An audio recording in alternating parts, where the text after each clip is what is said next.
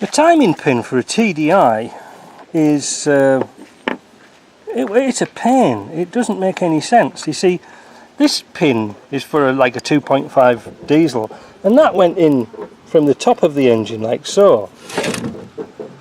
So gravity would drop the pin into place.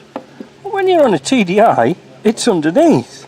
So that means the pin would drop out.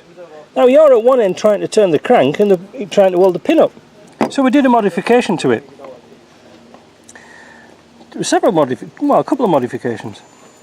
I accidentally turned the pin and snapped it, so a machine shop man bored out the pin and made me a set of new pins that goes into the flywheel. That was good.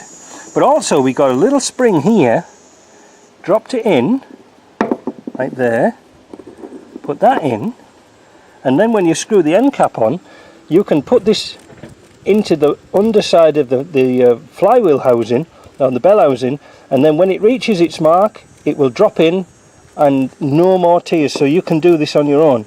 And another thing we did was we just cut a little flat on these threads here, so it cleans out the thread without stripping it, so it's easy to put in and out. Just a couple of little things, little tips, but I tell you something, it saves so much frustration, so I hope that little tip helps you guys.